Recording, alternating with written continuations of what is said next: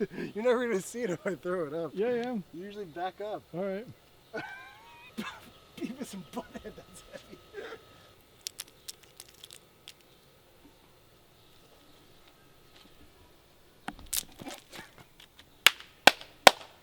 Harry the Horse Barbecue.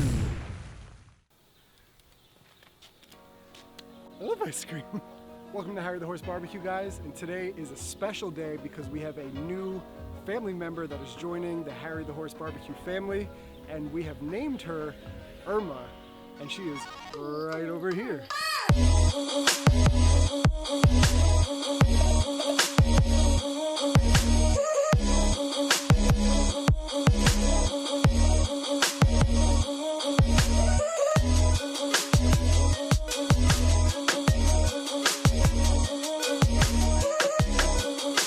Alright guys, so this is our new smoker we're calling Irma, and she was built for us by sort of a family friend. Used to be a welder for many years, and built us an awesome tank of a smoker. We're going to give you guys a quick rundown through the entire smoker, and then we're going to show you how to season it and get a fire going in the firebox. So let's take a look on the inside. That's heavy. So one of the main specifications we wanted 1/4-inch steel all the way around, and that helps for insulating the heat inside, so we don't lose any heat that easily. You see we got a bottom grate and a top grate. They slide out pretty easily. We do have to be careful because we can slide them all the way out to remove them. We can take out this top shelf completely if we wanted to. Take a look on the inside. Big shelf down here, a lot of real estate in this thing. We've been smoking on the PK. Way more room here than we have on the PK.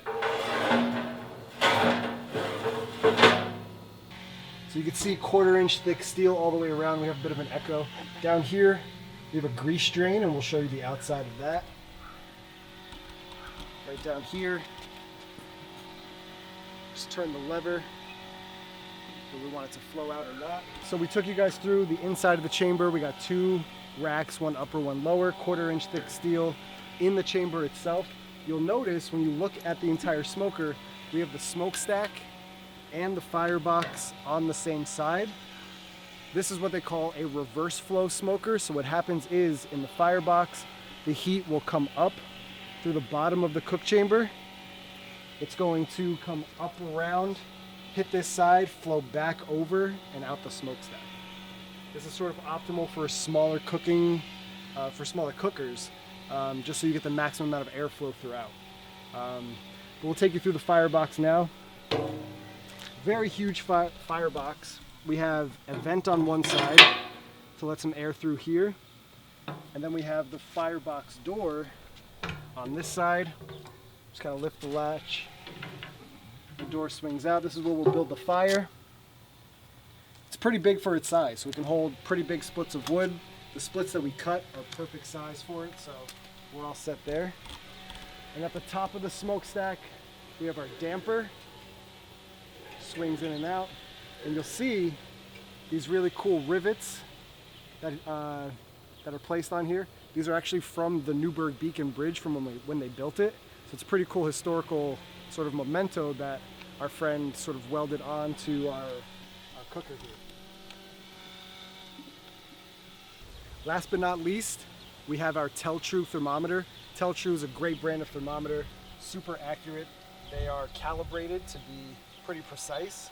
So we've got that installed in the main door of the cook chamber, and then we've also just got our applewood splits on the bottom, just kind of hanging out on our shelf down here. So we basically got all the pieces together. What we're going to do is we're going to take you through a seasoning. A bee scared me. That bee flew right in front of the camera.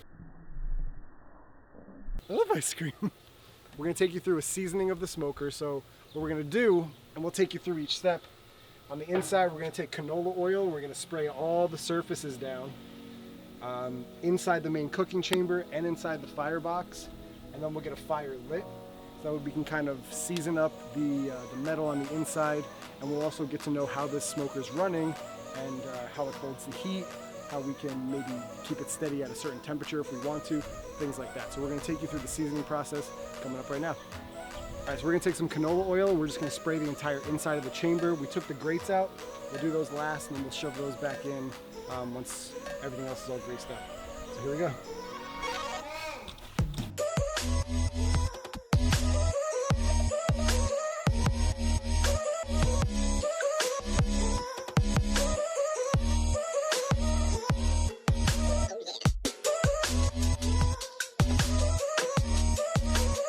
So we got this all sprayed on the inside of the door, inside of the chamber. All the grates are sprayed down with canola oil.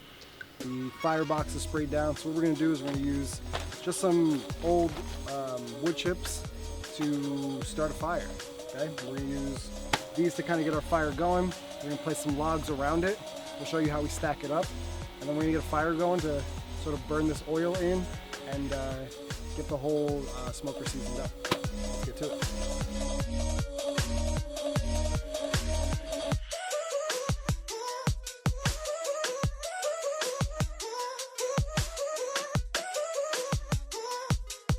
Alright, so one thing I didn't mention earlier is that the friend who built this for us painted this with high temperature barbecue paint, and another reason we want to run the fire right now is to set that paint and cure that paint onto the smoker. That way, you know, there's kind of like a paint smell coming off of it. We just want to set everything so we're ready to do our first cook on this. So what we're trying to do, we got our fire roaring, which you guys saw. We're trying to maintain a temperature between like 225 and 250, somewhere around there is our goal. And just have it run there for maybe about 2 to 3 hours, somewhere in that range, just so everything sets. We'll do it until there's no more oil dripping, or if this paint kind of maybe the smell goes away. We'll probably like 2 or 3 hours running at like 250 is our goal here. And then our smoker season and ready for our first cook, and we'll show you guys that when we get on that. First cook is going to be a brisket, just so you guys know. So stay tuned for that brisket video. But for now, we're going to let old Irma just rock it out. Alright guys, so we have been letting Irma run here for about 3.5 hours, just putting in some splits of applewood, trying to maintain the 250, 275 temperature, somewhere in that range. Didn't really matter. We're just trying to set the paint, the high temperature barbecue paint. We were trying to season the inside. So I've only opened this once, about halfway through the cook, just to check it out. So let's check it out again, see what the inside looks like. We got a nice straw color here on the metal. At the beginning it was kind of like a steel color, that silverish color. This is looking really nice and straw colored.